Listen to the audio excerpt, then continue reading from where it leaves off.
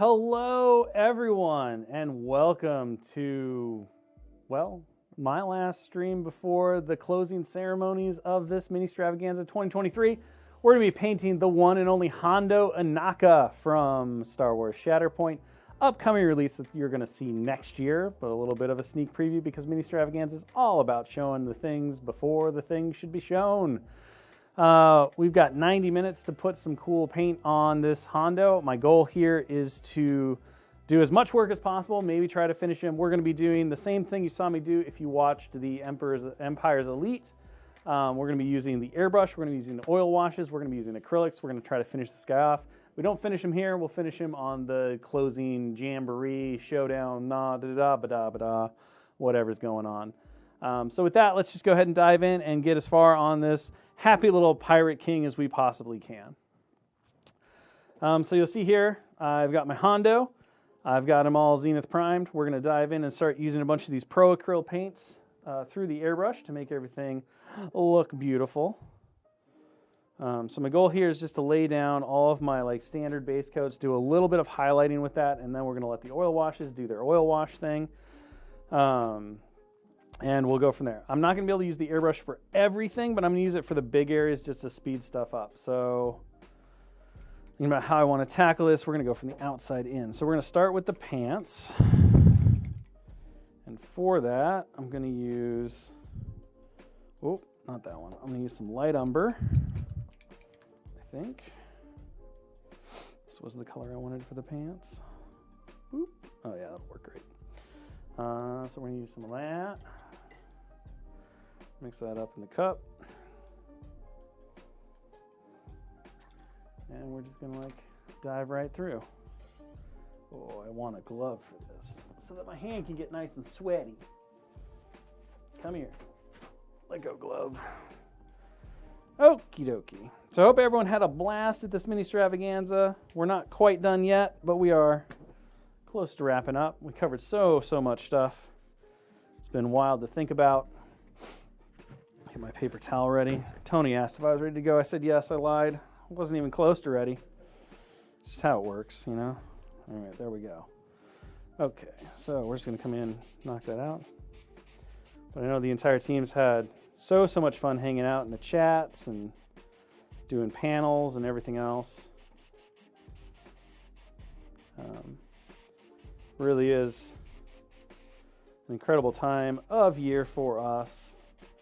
A lot of the folks in the studio don't really get the opportunity to go to the different events, and we only make one or two overall really as a studio. Some of us get to go to Gen Con, some of us get to go to Adepticon. So it really is a treat when you have that opportunity to kind of hang out and get to interact and show off what you're working on and really dive in deep to gaming philosophy and development philosophy and all that good stuff. So, I've had a great time. It is a Kowakian monkey lizard, Tony, and we're going to have to figure out how to paint it. That's going to be one of our challenges here. Now, he has two in the show, because one sadly doesn't make it, so he does get another one.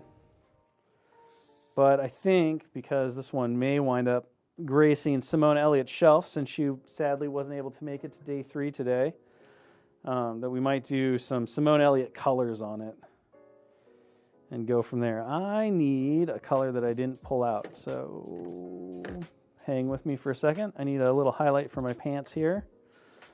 That's probably not heavy warm white. Yellow ochre, it doesn't seem right. Oh, there we go. You know what? That's fine. Okay, so we're just going to use a little bit of yellow ochre. We're going to build some highlights on those pants. We're going to go from there. Boop. Hondo is probably one of my most favorite times I had doing Shatterpoint character design, because he has so many good quotes, so many good moments. He was just really fun kind of work on, and he plays so differently from a lot of the other characters. Wanted to make sure we got that pirate with a heart of gold, a little bit of a coward, or smart. He's too smart for his own good, you know? It's unfair to call him a coward. He doesn't really run from fights. He's just smart enough to avoid the ones that he doesn't need to fight. Just kind of getting all that stuff in to the character design and then seeing how he played with some of the other characters like Anakin or Ahsoka, or my favorite pairing with him was Cad Bane. Just a lot of good stuff.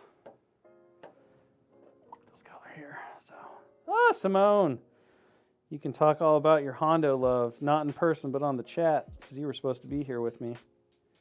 Hanging out, painting your own Hondo, but I'm painting your Hondo for you. But I think my favorite Hondo ability, not that I'm going to tell you what it does, but is definitely the one titled, "This Venture is No Longer Profitable." Because that is a supremely fantastic Hondo quote. All right, so we got that going on. We'll clean this out. Clean the colors out here. Again, we're witnessing the airbrush experience of paint for 30 seconds, clean for 5 minutes. That's right. That's how it works, you know. Tony, you know. The airbrush is faster in a lot of ways, but it has its own toll. It has its own toll. It is definitely more efficient if you are painting a lot of things at one time. That is true, although if you think about like how much time you would have spent building up your layers and stuff on things like the cloak or the pants and everything, you are still, I think, overall saving some like time and effort. Maybe that's just me fooling myself, but that's how I feel. So stop like encroaching on my narrative, Tony. Stop encroaching on my narrative. But I agree, like normally what I would be doing here, if I wasn't on camera, is I would 100% be working on the entire squad. So I would be painting Hondo and his merry band of pirates, including Gorm and the two little Weequays that come with him, and just looking at ways to utilize the same colors in the cup of the airbrush to maximize, you know, everything that was there. So I wouldn't have to go back and change colors every 5 seconds. But because it's really hard to swap those characters on camera and all that stuff, this is what we're doing today, and it's fine.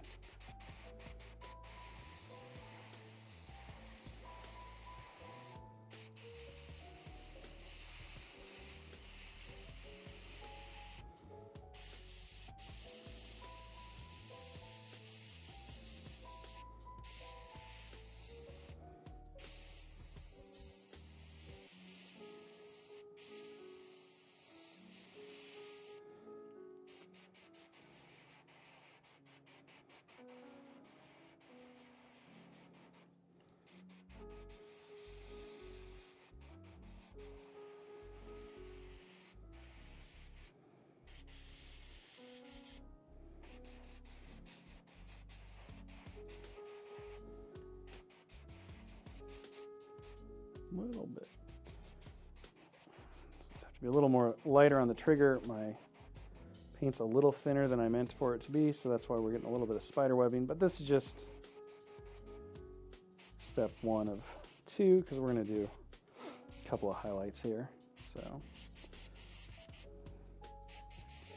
just like with brush painting, you have to make adjustments to your paint mixtures, and you kind of have to watch it. If you get your paint too thin and you notice it kind of spider webbing like it is on me, you can either lower your air pressure,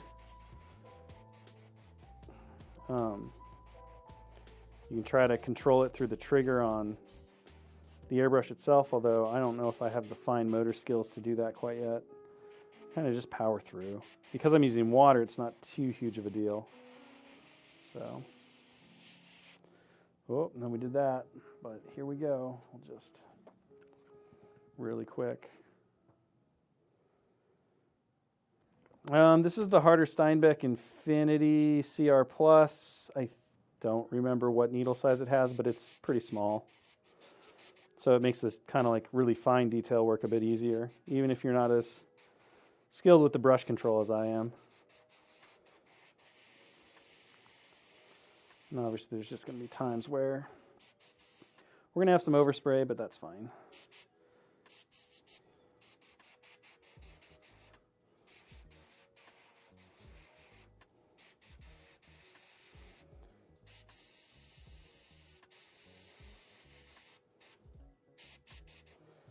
All right, so we've got that in. That should, behind this tail a little bit. Take in for that red. Now we're going to go to our red highlight.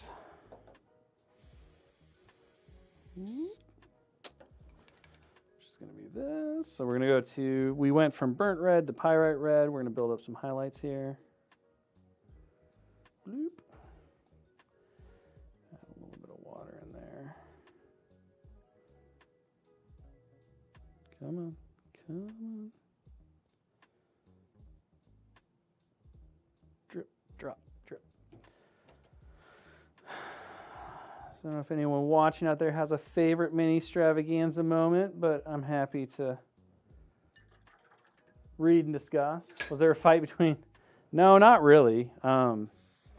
Dallas always gets his first pick because usually he always has good ideas for classes and stuff. So he was really looking forward to that Sandman. So he got Sandman, and he really wanted to do the clone commandos. And I think marketing connived him into making that incredible Battle for the Throne Warrior Falls that was just phenomenal looking. So he got all of his top picks. Hondo was a Simone Elliott request. She wanted to be here. Get to do her boy Hondo. We thought he'd be a good way to kind of close out the day as well. Close out the entire weekend, you know. My tip has got a little dryness on it, so clean that off really quick. So no fights. Plus, he'll get an opportunity, I have no doubt, as we get closer to Mr. Hondo's release to get to do his own paint. I'm just going to add a little bit of warm flesh into my red to brighten it up.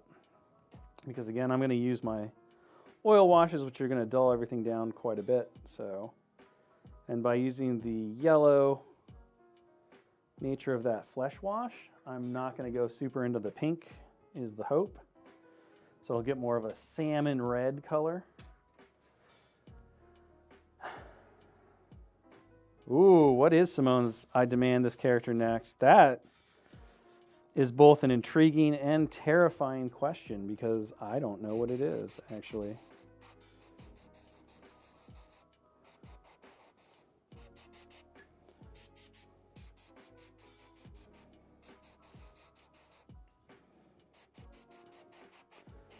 Let's see. Who does Simone talk about a lot? So Hondo, Padme, Killer Dress Squad, Amidala was definitely like at the top of the list. Hondo, one of her absolute favorites. Let's see. Who else have I heard Simone Elliott talk about? She brings up a character named Riff Tamsin a lot. Maybe that one will make the top of the list. Sharkman Riff. I think it's just because she likes the name Riff, though. I don't know if it's actually about the character, but I could see that going one way. Ooh, Maz. She does have a cat named Maz. That's a pretty good call. That would take us into a whole new era, though. Both exciting and terrifying with that. Both exciting and terrifying. Jumping into that Rise of the First Order. It's Rise of the First Order, right? Too many reigns, rises, and falls, Tony. Too much. All right. I'm pretty happy with that. Red, where we're at.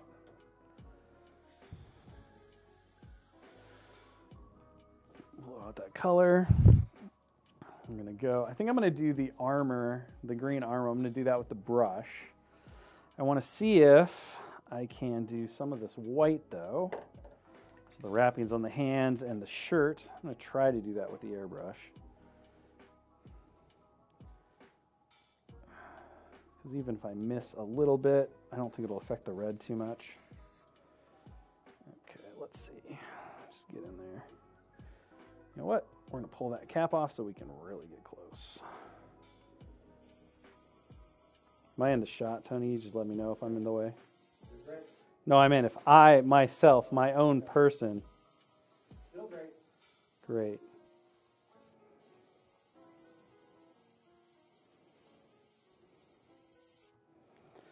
Look at that precision, Tony.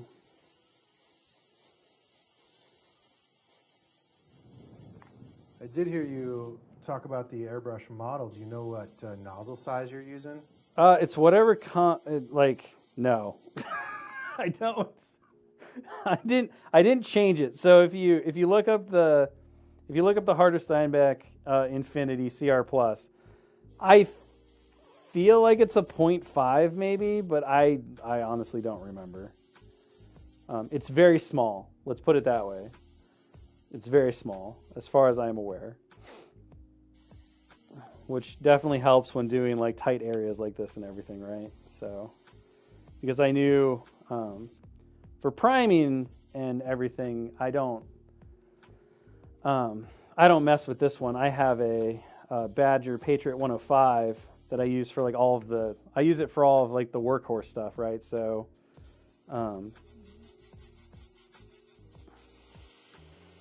like my priming and everything. I don't know if that was smart, but I did it. We'll fix it later. We'll be fine. So that one I use for like, when I want to go fast, when I want to go big. But is that? No, I think that's wrapping. Okay. But when it comes to stuff like this, like once I get into I'm going to paint specific areas on the miniature and everything, we quickly move to, I have an Iwata HPB C Plus or whatever. It's basically like the Iwata version of the Infinity, but I find that I really like the Infinity more. So it's just the one that I gravitate towards. Maybe it's because of the one I bought more recently. It's my newest one. But I really been impressed with the control and how little this one seems to clog on me. So I say that now, and now all we'll experience for the next 20 minutes are clogs. Like, well, I'm glad you gave me 90 minutes so that they could just sit there and watch the miniature get no paint on it as we troubleshot paint clogging. That was probably a mistake. Babu Frick would be real small. Kit Fisto, okay, yeah, I've heard a lot of Kit Fisto talk from Simone. I don't know if she's gonna bite on Dirge, chat. I can honestly say I'm not sure if Simone Elliott's like the right pathway to get Dirge. I would say our Marvel art director Josh Colon, if he had any say, he'd be all in for you. He's your ally there. But maybe Simone maybe she's a closet Dirge fan and I was just unaware. I don't know. What do you think, Tony? I'm not sure. Tony's like, leave me out of this. I have no interest in this. That's fine. It's fine. What was your favorite moment of Mini Strav, Tony? I honestly sitting here and watching all the painting, but especially the oil washes. I was inspired so much that this morning I actually spent spent time doing oil painting on minis for the first time. Ooh, I can't wait to see how they turn out. That's going to be exciting. There we go.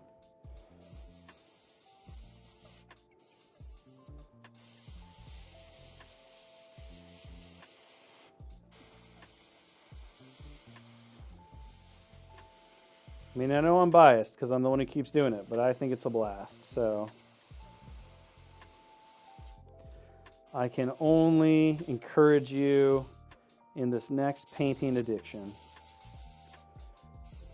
For certainly. Forsooth. All right, and there's a little turtle helmet.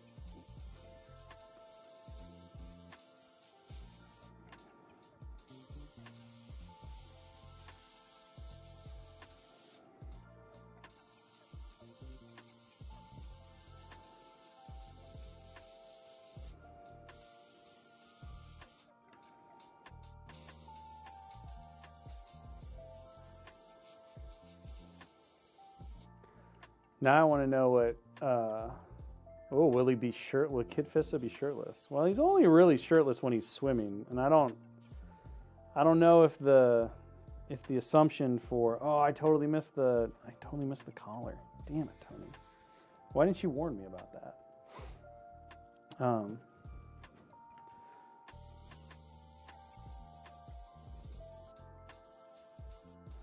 I can fix that though. That's easy. We might just hit that with the brush.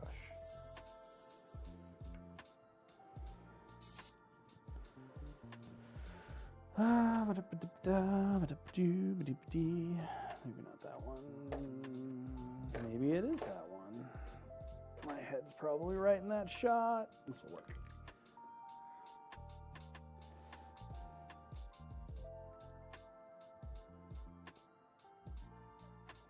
I wonder what Simone Elliott's favorite part of Mini Strav was.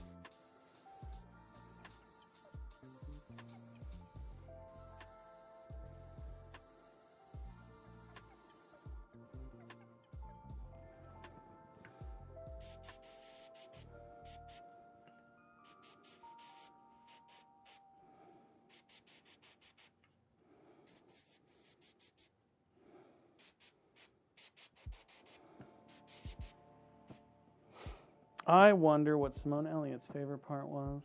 Oh, revealing Sabotage Showdown, obviously. That's true, you were very giddy. But I don't know if it was because of Sabotage Showdown so much as it was that Sabotage Showdown features your boy Hondo. I did really appreciate how we showed that amazing Hondo art. Then we were like, oh, that art's for Sabotage Showdown. And everyone's like, but Hondo. And then it was like, well, yes, the very next slide. Hondo Inaka and his brave pirate crew. Leia Bouche, I'm really quite tickled with that whole Luke Skywalker squad and the fact that, well, it's missing a Chewbacca and a Han Solo who come later. Getting Lando and that whole crew in their disguises and everything, I think is such a fun and different place to start the Galactic Civil War adventure compared to what you would expect, right? Like, I think obviously the standard bet would be you do something from A New Hope, or you just do all these characters in their most iconic looks. But the way that Shatterpoint is kind of built out and the way that it tells its stories and everything really allows us the opportunity to begin really big new directions in spots that are so outside the norm and yet fit in so well into the game experience and the environments and everything. So it is really exciting and a big thing that I've very much enjoyed throughout the whole thing. Oh yeah, you did get me to rant. You knew what was coming though, so I feel like you're mostly to blame for that whole thing. But I have very strong opinions about the intelligence or lack thereof of their whole Han rescue plan. I don't think there was a plan. I think it was a whole bunch of people just doing their own thing and hoping for the best.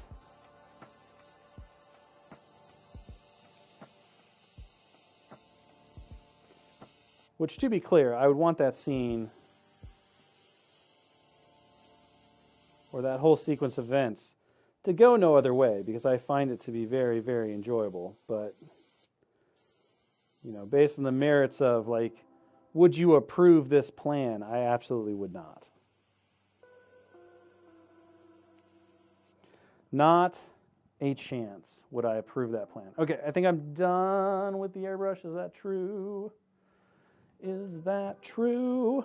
I think it is. I believe that it is. So we're going to switch over to the brush. We're going to get the rest of the colors on him. I'm going to fix my... Actually, I do have one thing I want to do here, which is fix my pants mistake. I thought it would be a good idea to use some of that ivory just to get a quick highlight on the pants. It wasn't. I hate it. I'm going to fix it. That's just how painting works, though. Sometimes you think you're a genius, and it turns out you're not. I mean, I hope I can hit the exhaust port. I will give them that one because, A, what other option did they have? The Death Star's on its way. They have analyzed a weakness in the battle station. At least it was built on some kind of accurate data. And it might have been a long shot, but if we assume that the Rebel Alliance cannot escape because the Imperial fleet has them completely kind of cut off and everything else at Yavin, I'm willing to take that conceit in that movie and then say, well, of course, they had to do it that way. They didn't have a choice. A Jabba's barge piece would be pretty killer, but also huge.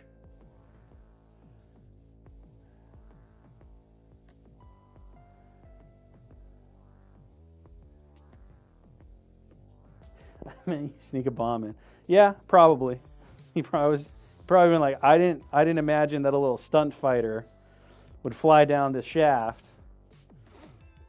But, here we are. Here's where we ended up. So, enjoy. All right, one last quick piece of work with the airbrush.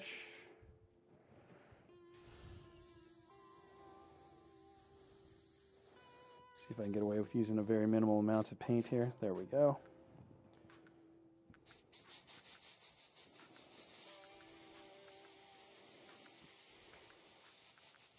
There, perfect.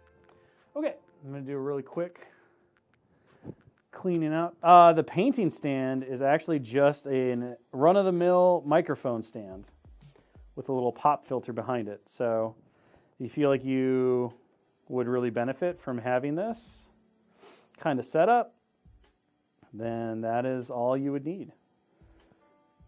Just go look up standard old mic stands, and it just doesn't have the little microphone clip on it. Instead, we stick a paint rattle can cup on top, or really any kind of holder that fits over the top of it. But rattle can primer lids work super well, and that's the end of it. So I will throw out there that we primarily use it to keep miniatures in place and in focus on camera more easily.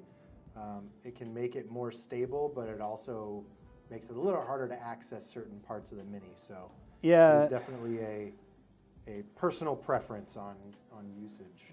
I would only ever do it on camera, but I'm a bit of a wild card when it comes to how I sit or hold the miniature. I like to spin it all over the place and get all the angles and everything. So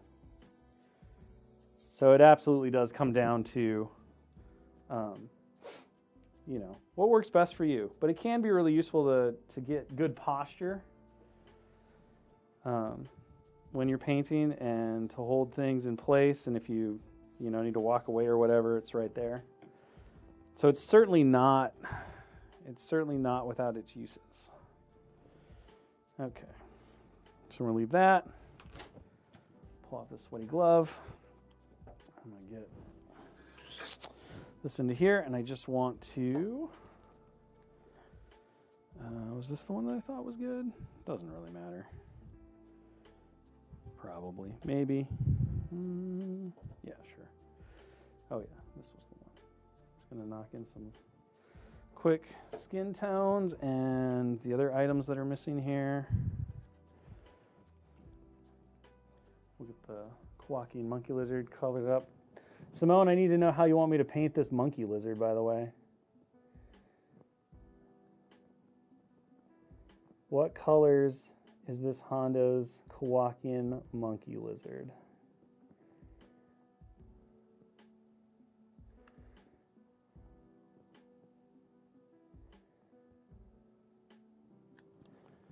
Whoops. That's okay. We'll fix that later.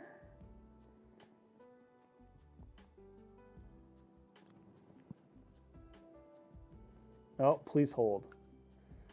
Well, I mean, I can look at the reference. I'm asking you for your personal colors, Simone, not the actual colors. Unless you want the actual colors, I guess, which, to be honest, would be slightly unexpected at this point, having worked with you for so long.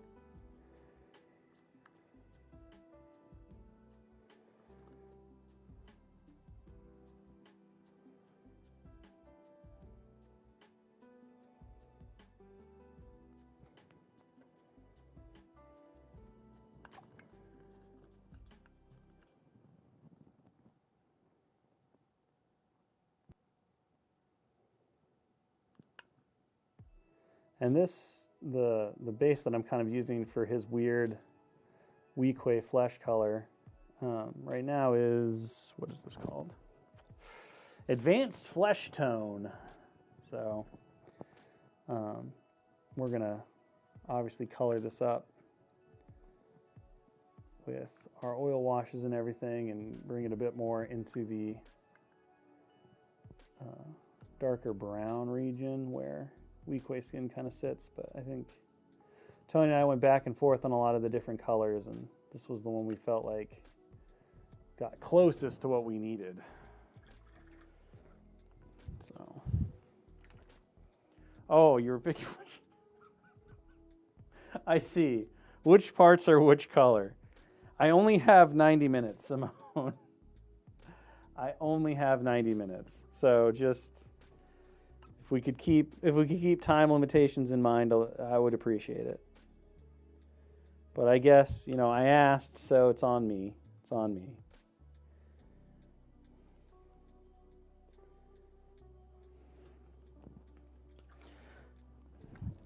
And then grab some mahogany for the braids.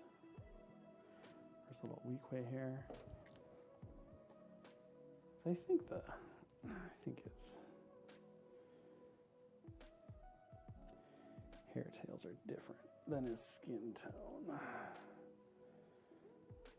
They are going to be on this one anyway. I like how he has two different styles of braids. I actually didn't ever register that until just now. He's got a really tight braid tone and he's got more like a ponytail.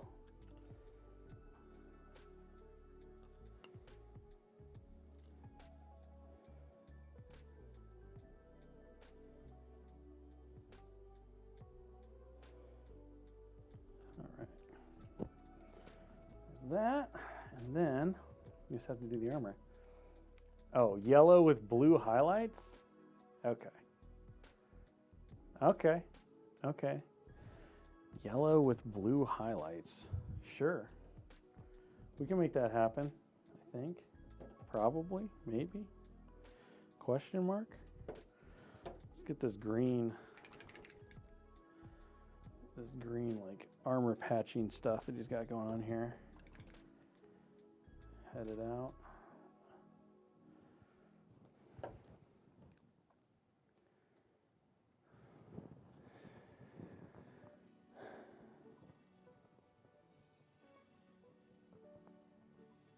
Do a quick coat of this darker green, which will hopefully make my light jade that I think matches his reference colors work out pretty well.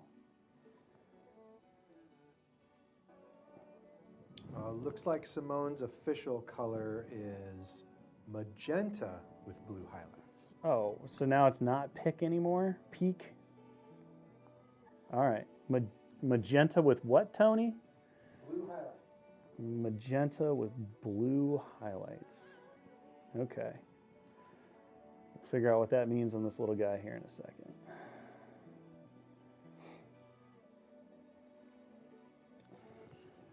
My guess is probably just magenta with, blue transitions coming from the top side. Thank you for that direction. You made it easier. Not really. I don't know that made it simpler, Tony, but I appreciate it. No, it doubled the amount of work because then I have to highlight both the blue and the magenta. Yeah, that's true.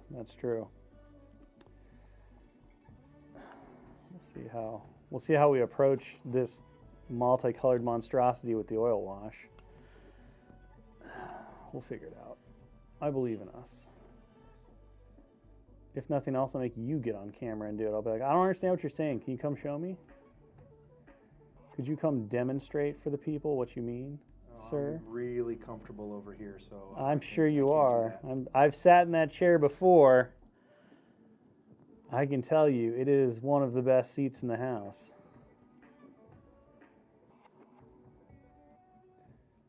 Judging behind your screen there.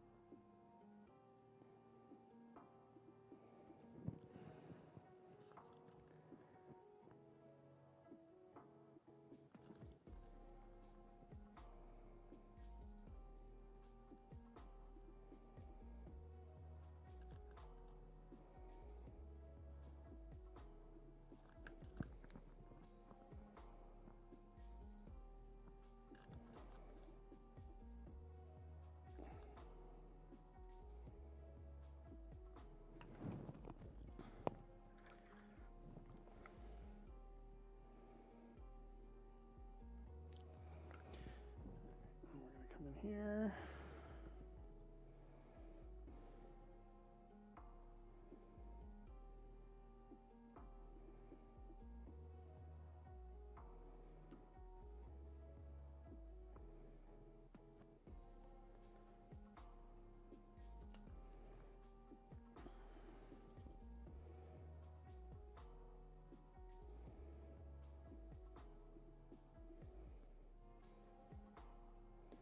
A little bit of a wet blend, but not much because that green's pretty dry, but kind of let those colors play together. Again, the oil wash step is going to add a lot of depth and life to these areas. So they look a little flat now. They shouldn't by the time we're done.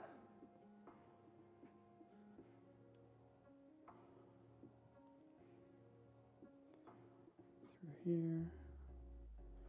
Hear Tony typing. Why do they have a companion cube? That's his treasure. That's his pirate booty, if you will.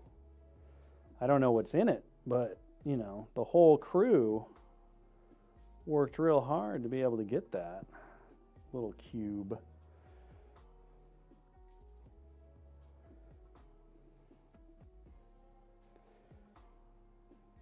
And that box is totally optional. You don't have to put it on. But, what's a pirate without his booty? Without his ill-gotten gains? Without his profit?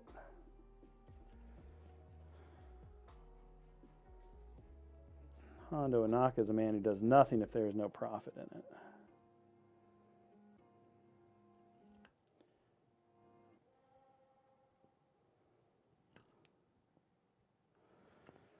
All right.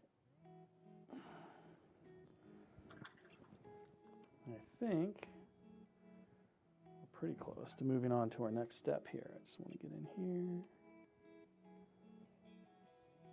I don't actually know what that is either. I guess we'll just whoop like that.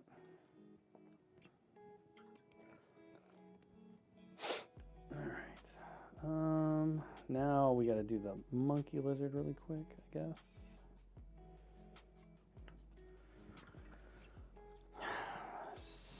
So magenta.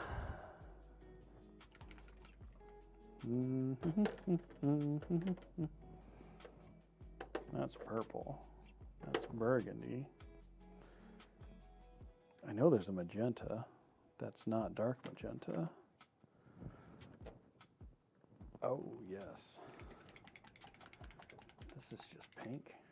All right, so we're doing magenta body, blue on the top. That's what was said here. Magenta body, blue on the top. Okay. You need a walking monkey lizard reference. I don't think that one exists in these colors, so we're just going to make it up, right? Patterning, you can do whatever you want. I don't know if that's true, but I'm happy to do whatever I want. Just guide me with your words, Tony. Guide me with your words. So we got the body here, the tail, his little feetsies. I mean, blue's a bully color, so we can kind of just get away with doing them all magenta to start.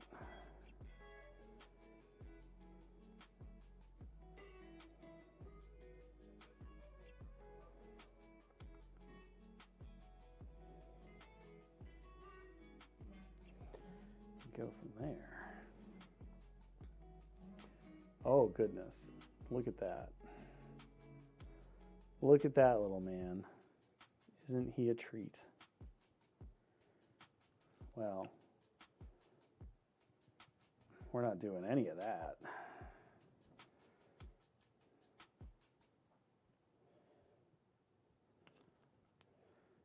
Boop, boop, ba-doop. What is this quacking monkey lizard's name, Simone? Since this is a new one. You'll have to name your monkey lizard.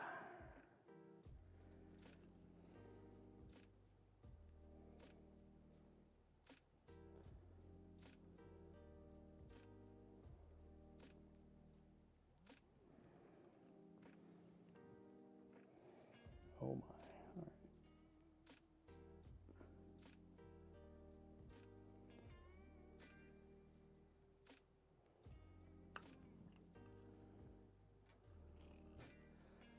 Do I ever sing?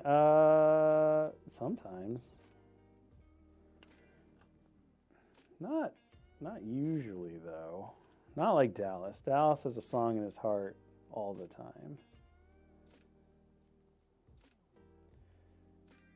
Usually when I'm painting, I have something going on in the background, or, you know, a movie, a show, something, some background noise. I really like to listen to old time radio. So, like old radio programs like Johnny Dollar, Dragnet, You Bet Your Life, Jack Benny, My Beat is Broadway. What else do I listen to? Lots of stuff like that. So that's kind of like my jam. So Wrigley's Spearmint Gum presents yours truly, Johnny Dollar.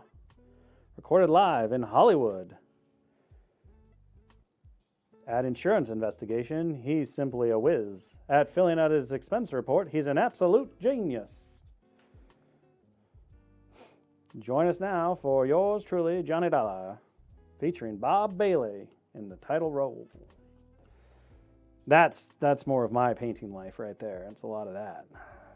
I have always had a huge love for the artistry and the production value of like live radio broadcast and just in general, like Foley artist. I think if I was to pick a dream job that wasn't this, Foley artist would have been at the top of my list because I just think that is super dope. Please do an old-time radio commercial for Hondo. Oh my god. All right, hold on.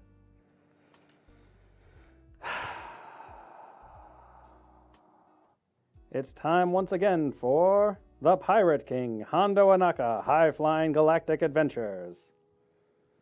When it comes to the business of piracy, he's just a dream. When it comes to making sure he always turns a profit, he's an absolute, I don't know, what's an entrepreneur? An absolute galactic entrepreneur. Join us now for Hondo Anaka, Pirate King of the Galactic Republic. Brought to you by Zillow Beast Armors, the only armor that can protect you against lightsabers.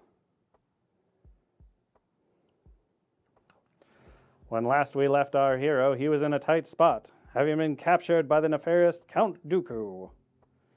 Followed a foiled attempt on stealing Separatist Alliance gold.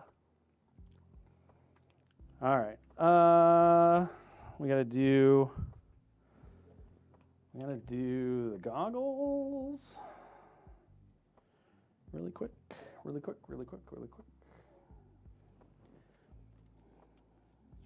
Whoop, whoop. Actually, I'll just fill them in like that, and we'll go in and mess with them later. Put in that, and then we'll get the blue on top of this Kowakian monkey lizard, and then we will move on. 5:30, right, Tony? We got so much time. That's great. Oh, the Archers. I'm going to have to check that one out. Yours truly, Johnny Dollar, was an impressive run from like 1935 to 1960 something. So it has not that many episodes, but it has a lot of episodes. It's one of my favorites. My kids love to listen to it with me as well, so it kind of like elevates it. But I can't say enough for old-time radio programs while you're painting. It's perfect. I know a lot of people like to listen to books on tape. It's too much. You gotta devote too much time to it, in my opinion. Like, I don't want to do a whole book. I just want a nice 20-minute episode, 40-minute episode, some kind of mystery. Oh, another good one is Mystery Theater is really great. X-1 is phenomenal for like classic Golden Age science fiction. Yeah, there's a lot of good stuff. And so much of it is, just available on like various old radio apps and everything that you really never have to run out.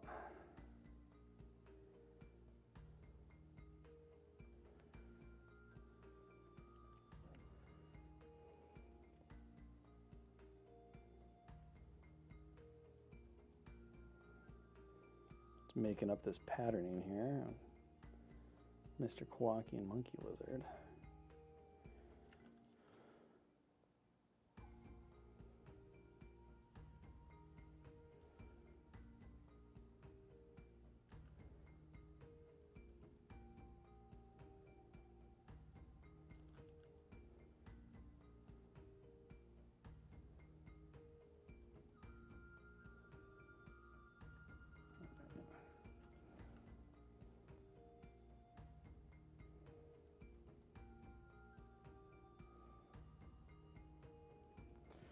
All right, do that. Get his beak, which will be this color, because it's made of something that is this color. Do the little nails really quick. Shoop, shoop, shoop.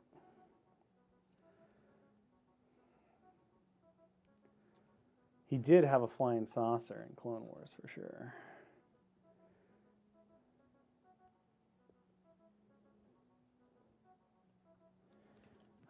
And just because I know Simone Elliott is a lover of ridiculously bright colors, let's do something special for this little Kowakian's feathers.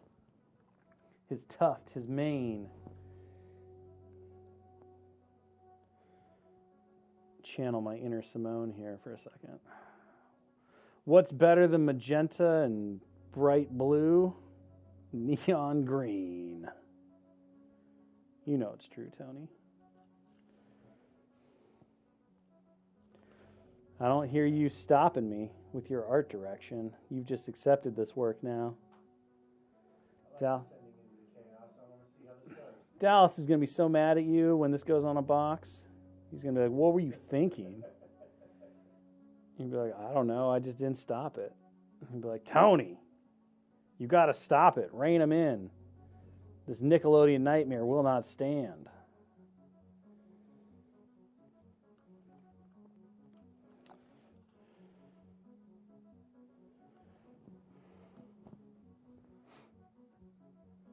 Fleeing from the galactic war machine, Hondo Ohnaka and his pet, the Nickelodeon Nightmare, find themselves adrift, deep in space. Food running low, Hondo's crew prepares to revolt. Can this intrepid captain stop a mutiny in its tracks? Or will suddenly he find there's very little profit to be cast adrift in space? Find out next on The Pirate King, Hondo Ohnaka and the Galactic Adventures. Nick. My goodness. When are we coming back to the UK? I know that, let's see, the UK specifically? UK Games Expo is probably going to be the first opportunity for some of us to get out there. Otherwise, Simone Elliott is going to Eschenspiel, and that's in like 2 weeks, so she'll be in Germany, which I know is not the UK, but I think is the next like over the ocean trip. I've been told if you are planning on heading to the next Star Wars celebration, which I believe is being held in Tokyo, we will have some representation there. Some folks from the studio may be headed over, or at least that's currently the discussion. It's a ways away though, so I don't know if that's been 100% confirmed or not. Until I have a ticket in hand, I don't think anything's for sure. But yeah, as far as the UK goes, that's what I know, or what I at least expect is going to be happening here. So, let's get Nick's eyes. Nick. Boop. Boop.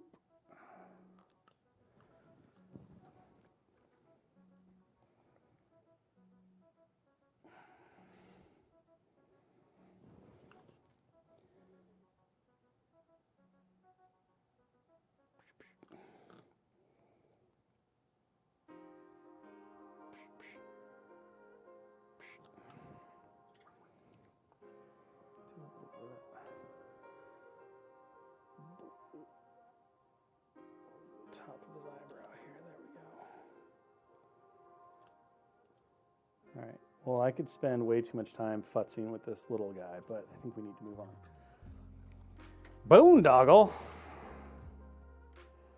You know, they don't use boondoggle a lot, but I do really enjoy some of the insults that get used on those old-timey radio things. Like, they're pretty great, especially the tough talk.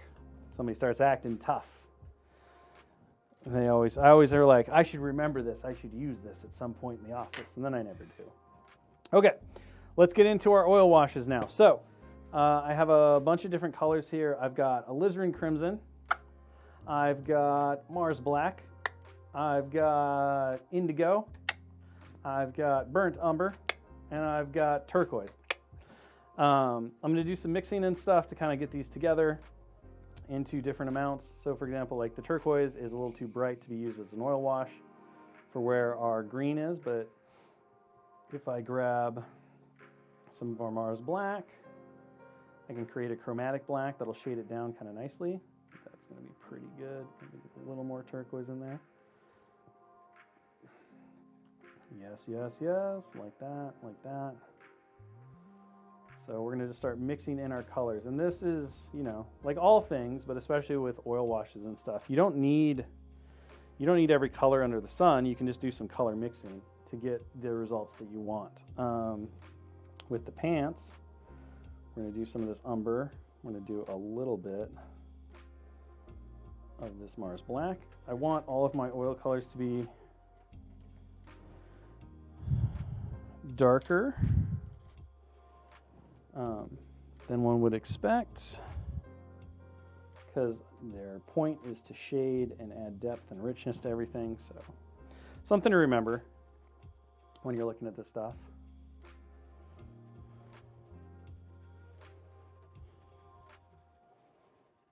Ooh, I like You're All Hat and No Cattle. That one's pretty good. That one is pretty good. We're going to take this blue, or this indigo, we're going to put it over here. Take a little bit of that black. Do some of that.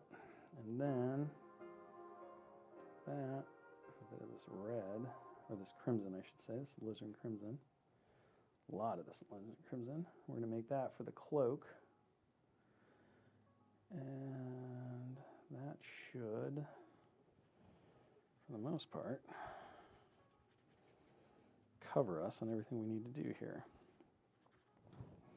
Throw that away, pull this out. Oil washes, do you have to seal it after? No, you do not. Now, everyone kind of has their own opinion on the matter, but oil washes dry, you know, just like oil paints, and once oil paints are dried, the only thing that will really cause them to reactivate is putting mineral spirits back on them. Otherwise, like acrylics won't activate, you know, acrylics won't reactivate them, so you can paint directly on top. I'm a big believer in the idea that, or at least in the theory, that by not sealing them, you allow the paints to like interact with each other at a microscopic level. It creates a different kind of look, and I think it makes the overall technique and style work much, much better. Then if you seal them, it also saves you just time in general. So something to think about. But everybody kind of like everything in art or cooking, everyone has their own opinions. I've seen it both ways. I've tried it both ways. In the end, for me, I don't bother with sealing anything. In fact, we're going to go, depending on the time we have left, we might go back in and do some final highlight finishes on Hondo here. Let's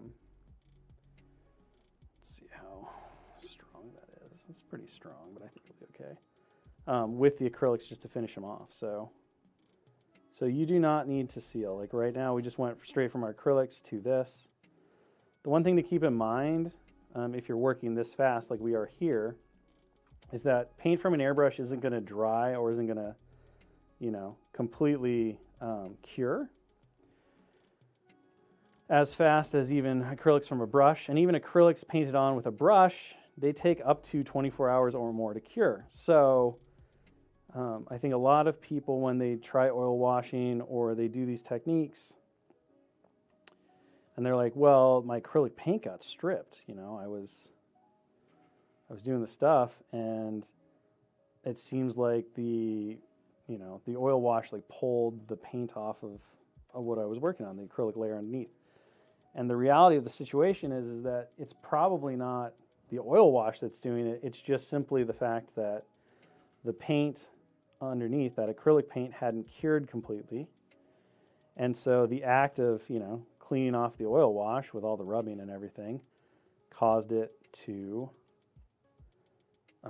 pull up, just like if you rubbed it too hard with a basic brush or anything like that. So you want to be aware of that, right? It's always good to give your acrylics time to cure a bit more, and then if you're not giving them a ton of time to cure, just be aware of that, and make sure that you're using, you know, a light-ish touch or not overworking the area. Or if you see paint start to come up, just, you know, soften up what you're doing and reevaluate from there. So that's kind of that's kind of where I lie on that. So,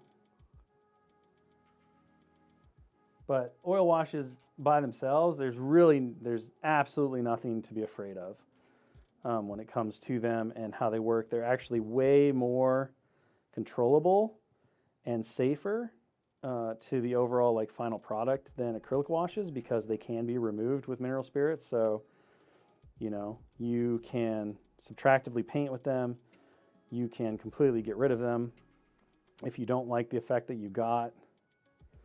And you have a lot of working time with them where you can muss around and try different things or fix them, add more, add less.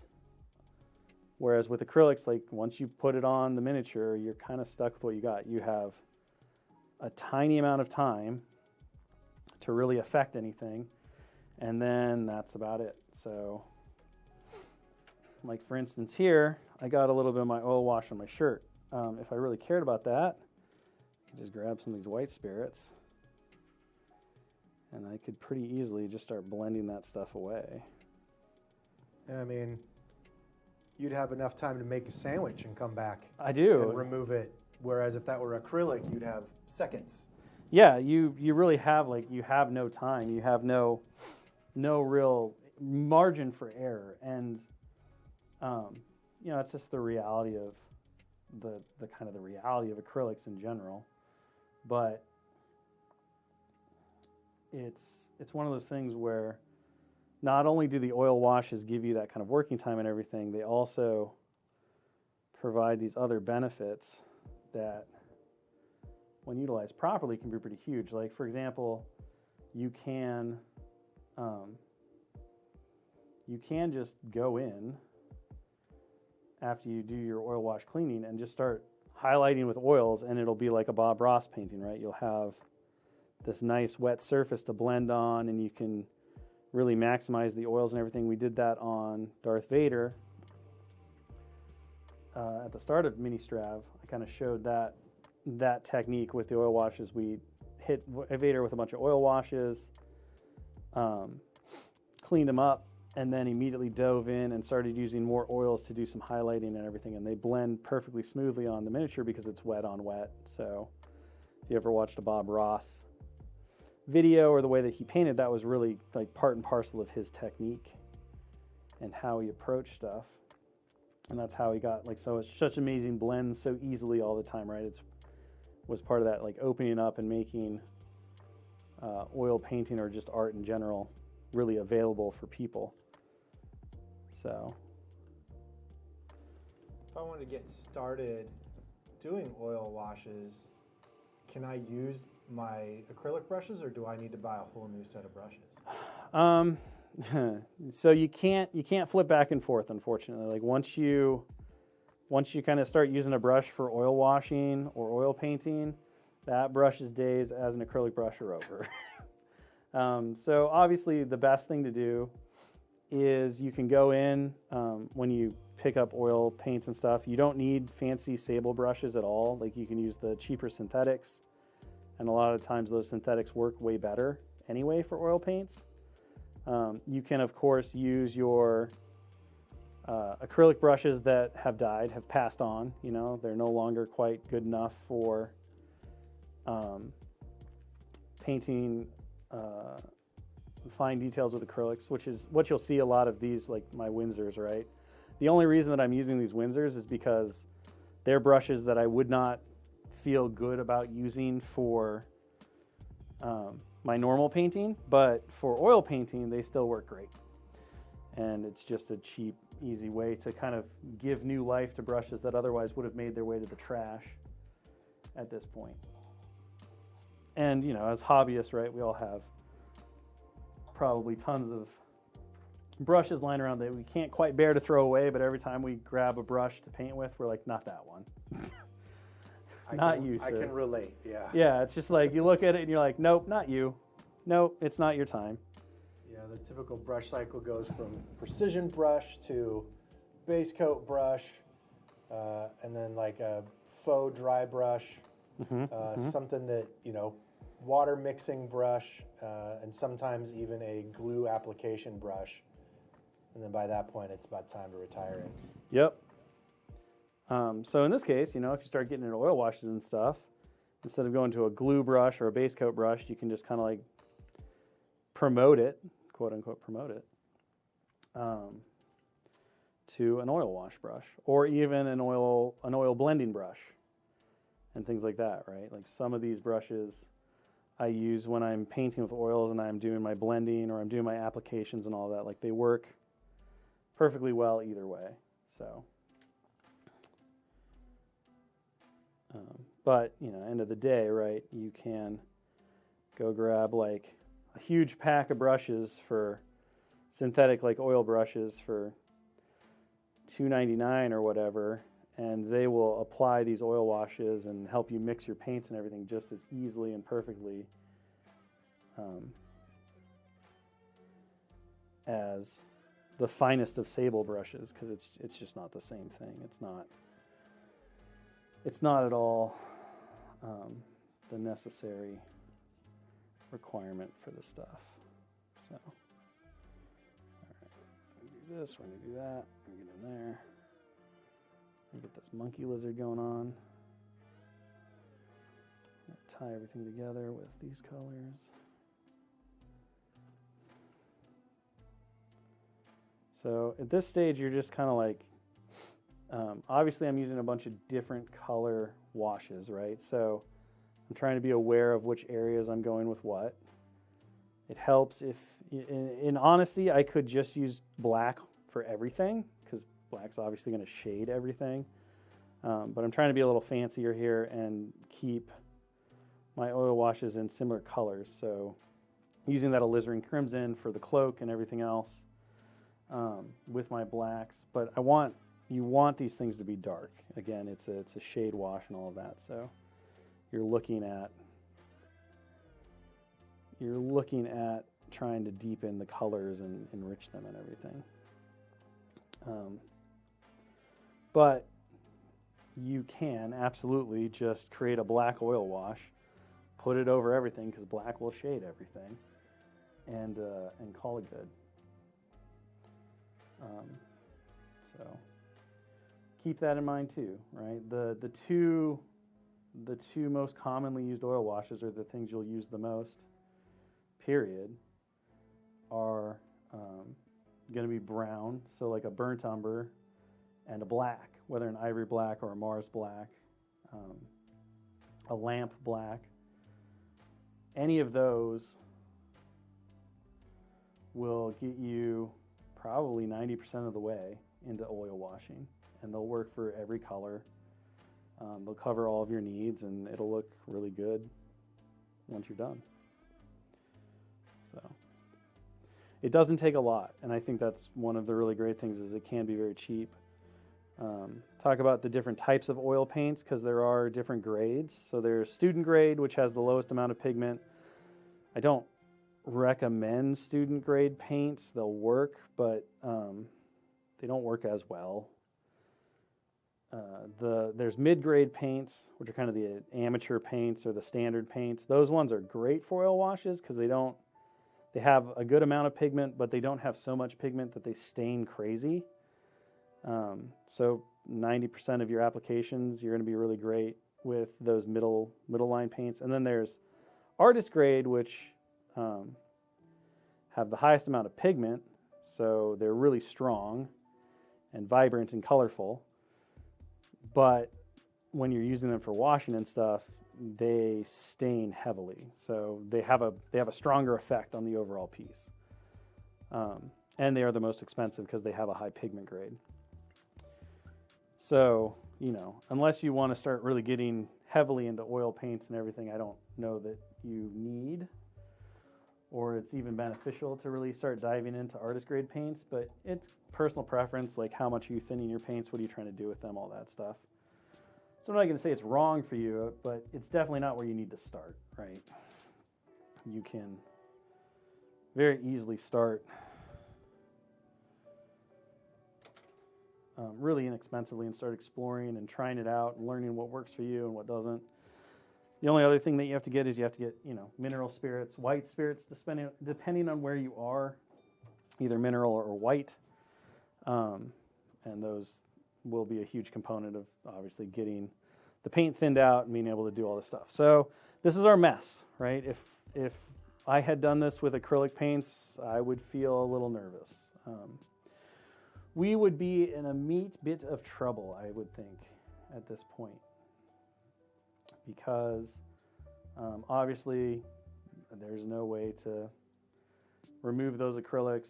They are just what they are. I'm going to strengthen up the colors on this helmet here. And we would have to do a lot of work rebuilding back up our layers. However, these are oil paints. So we're going to give these a couple minutes. Really, in reality, I would want to give this 15, 20 minutes to set. And that allows it to kind of, for the mineral spirits to start to dissolve, for the colors to do a little bit of staining, and to just get everything where you kind of want it to be, to get the best results out of it. But the time amount is obviously another, it's another part of the recipe or the cooking process that you can control. The less time you leave it on, it's very shiny, and that is because it's very wet.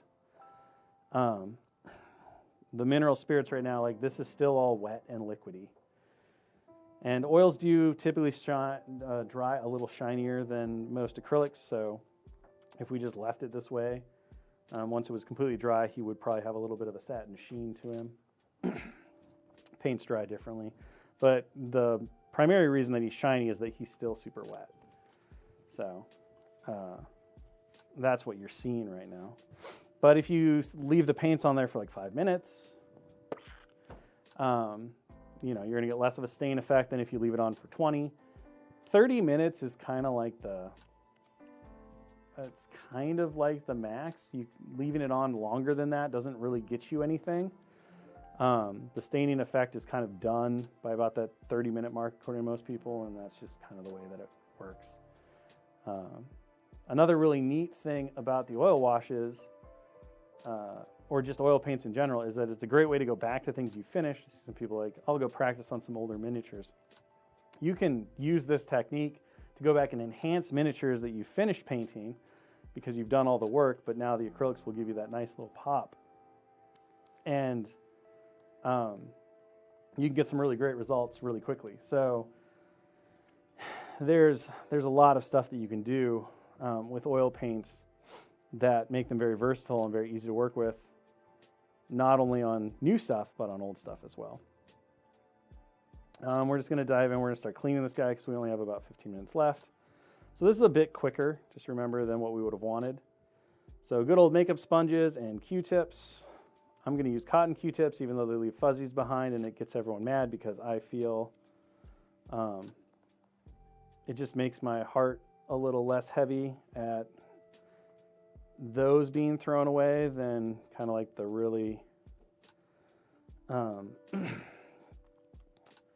the really like not environmentally friendly makeup ones that have like the foam stuff and everything on them. So we're just going to quickly like go through and pull these colors. Now, if you have time, you also want to pay attention to which areas you're pulling paint from, because you're going to mix things together on the Mini. So we have a couple of different colors going on here.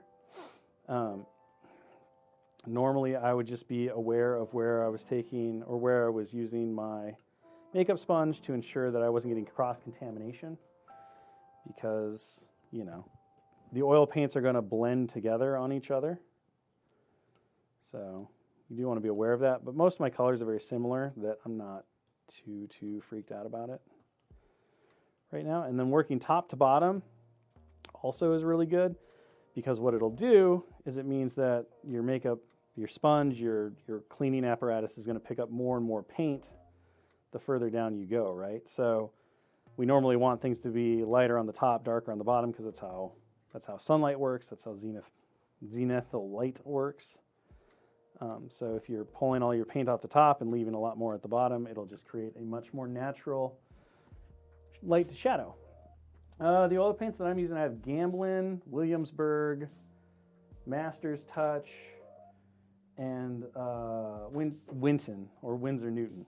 So I have just a whole bunch of different ones going on here. Nothing in any way, shape, or form is very sacred. So, I can continue to use the dry Q-tip and pull paint. And the more that I work the areas, the more paint I can kind of get off. But eventually I might hit a point where I'm like, okay, well, I really want to remove a lot of it now. And if I decide that I want to remove more of it, then what's going to happen is I'm going to have to go in and I'm going to have to use some white spirits. But again, this is one of those really great benefits of oils, is that by using white spirits, you can basically immediately reactivate them and pull them right off. So you have a ton of control over how much is left and how much is there and what that final result looks like. And again, when you leave little fuzzies behind, you just kind of pick them off, and it's no big deal. I want to clean up my whites a lot more than, say, than like my leathers or anything like that, or the skin tones. So I'm just going to go in, tap in some of that. I'm going to grab my white spirits, and I'm just going to very carefully come in, and you can see how with that white spirit, we start pulling off a whole bunch of our oil wash, right? So we can come over here. Just pull off some of that. And come over here and pull off some of that. So again, it's a bit of, like, think of it as reverse painting, It's the reverse style of what we classically do when we paint. So normally we're building color, we're building layers. In this case, we're removing or subtracting the top layers to get to the point that we want. So for instance, a little bit of that white spirits, and I can really make those folds on that cape or on that cloak much, much brighter.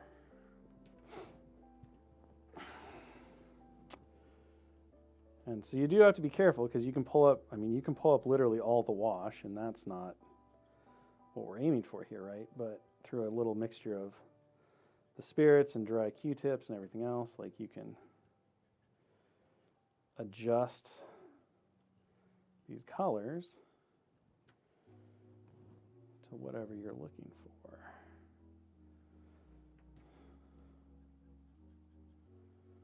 Pull that up. Pull that down, pull this here.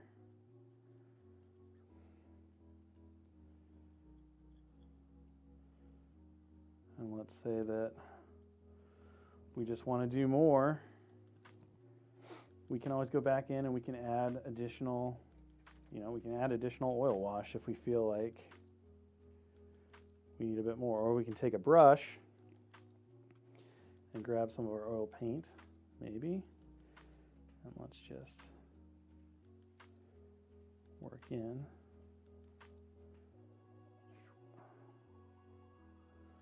A little bit of highlight, maybe. We want to come in. We're just like, well, this color looks pretty good for what we wanted, so let's knock in some of this stuff here. Hit that. Maybe a little bit of that here, and so this is the finishing step, and this is where you get to choose, am I going to use acrylics or am I going to use oils? I'm going to use a little bit of oils just to kind of show how this process works, because we don't quite have enough time to really dive into the acrylics. I'll do the acrylics here in a second when we do the jamboree, because I think we're still painting stuff, but then I take a clean brush, come in, and blend out those colors. And because again, I have that slickness from the oil wash still there, just that little bit of slick, I can very easily blend this out and create a nice little color look.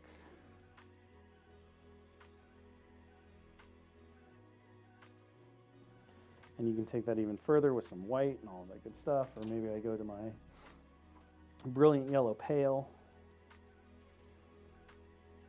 Shoop. The brilliant yellow pale will highlight this really well, and I say, okay, I want my extreme highlight here. I want one right here, one right there. I'll get one right here, one right here maybe.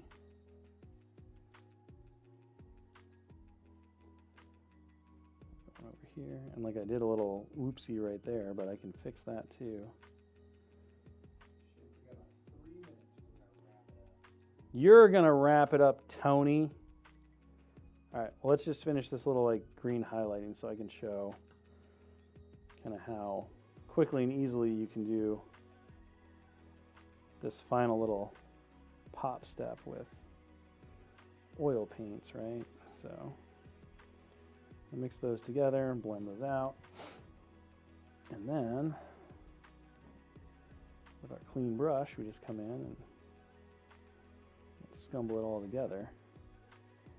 And you just kind of like smooth out all those little rough patches, because oils want to blend together, right? That's the whole technique behind oil paints. It's why they've been so popular forever. You blend them on the canvas, so you have a lot of working time with them, you have a lot of control over them, and you can really blend them out as much as you want or as little as you want. Get those smooth little effects, and boom, there you go. So now we have our greens kind of all finished up and highlighted up, and it took us no time at all just by using those oil effects. We could go further if we wanted to. I could add an extra layer or anything like that. What do I do about that little section where I messed up, right? Oh dear, oh dear, oh dear, oh dear. Well, the easiest solution, right, is to just grab some white spirits on a clean brush. Make sure our brush is clean. And we can just blend it away. Easy peasy. So at this point, right, as this guy dries, we could call him 100% tabletop ready. He's going to look nice and fabulous, like a Pirate King should. We can go continue to come back in and hit up all of our highlights. We could add some extra red in there with our alizarin crimson or our reds. Pop up the monkey lizard again. We could continue cleaning these areas. You know, if we decided that the cloak was still too dark, we have a lot of time and ability to come in and just continue to clean all this stuff off and do what we want there. So really, the sky's the limit. What I'm going to do is I'm going to let him sit. We're going to let that oil wash dry a bit more, and then we'll come back in and finish him up with the acrylics and get all of those highlights in. But for the most part, you could call this guy done. The last step is definitely not necessary at all. This fellow would look fabulous on the tabletop, all ready for the profit and the adventures for Hondo Inaka Pirate King. Thank you so much for joining us. We have one more stream before we close out Mini Stravaganza 2023. It'll be happening next. It'll be the Closing Ceremonies Jamboree featuring myself, Liz, Piotr, Dallas Kemp, and I believe a Will Pagani is going to be stepping in for Simone Elliott. So we'll see you in about 6 minutes. Thank you so much for joining me. Hope you're inspired, giving things a try. We always do hobby streams every week. We'll be starting up again, not next week, but the week following, Tuesday, 1 p.m. Pacific, Wednesday, 1 p.m. Pacific, with more hobby content. Till next time, thank you so much. We'll see you at the Jamboree.